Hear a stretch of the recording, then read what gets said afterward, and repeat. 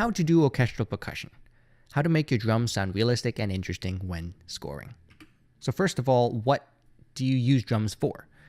Well, when you think about what is a drum in its most basic form, it's just one surface hitting another surface.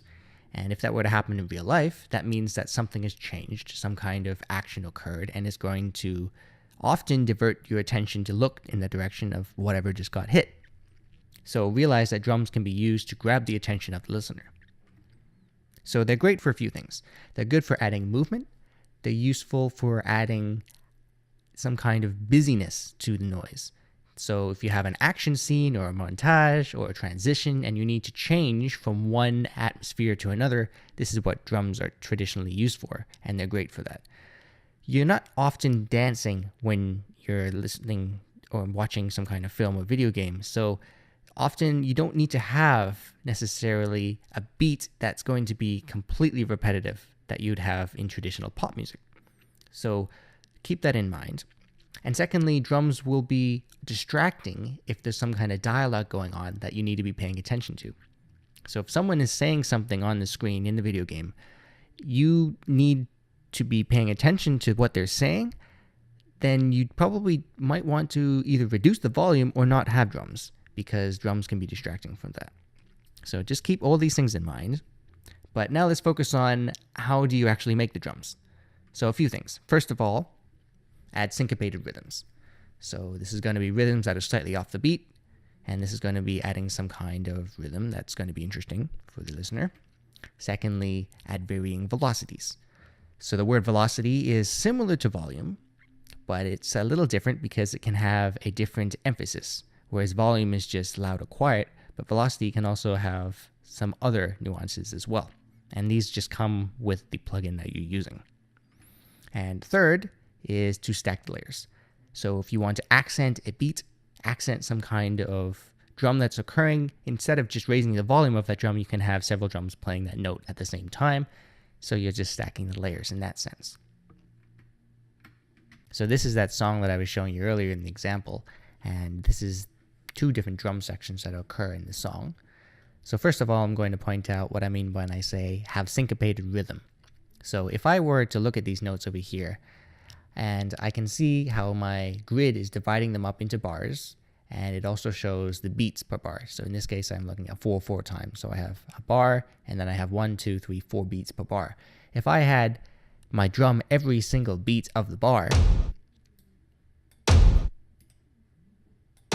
it would be a very dull drum rhythm. So let's hear how that sounds.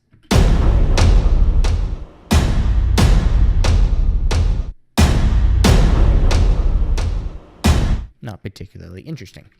But if I were to add in slight differences in timing, you can come up with something a lot more interesting than that.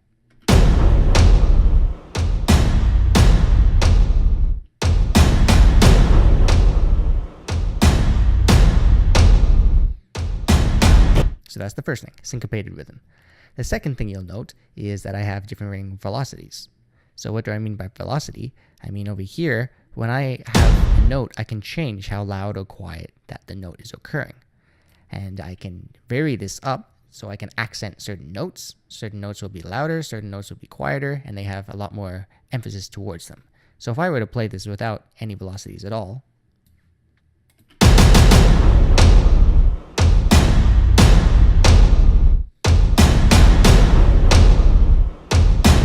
compared to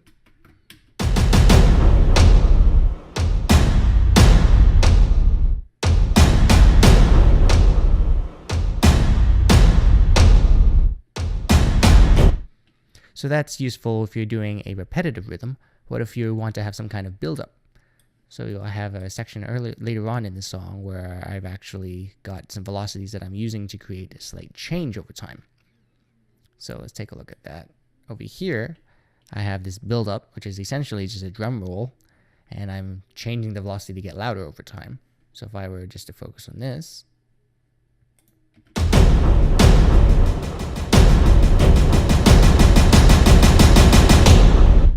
now if I didn't have that velocity again, it wouldn't sound very good.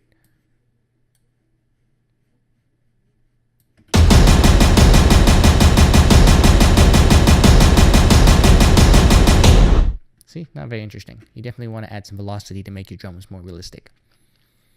And then the third thing, of course, is the stacking of layers. So earlier I said you can emphasize certain notes by having a different velocity for it, but you can also add in other drums that are playing at the exact same time, as well as crash sounds. So here I have a bunch of crash sounds occurring.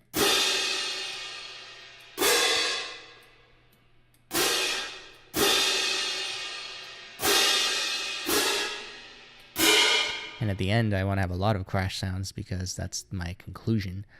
So this is the crash sounds part of it, and in the drums itself, I have some drum notes playing here at the same time to emphasize certain notes, as well as down here.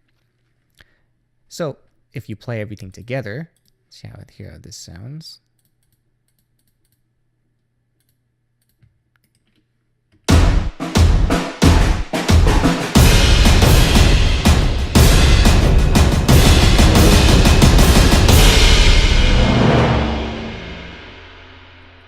So that sounds a lot more interesting.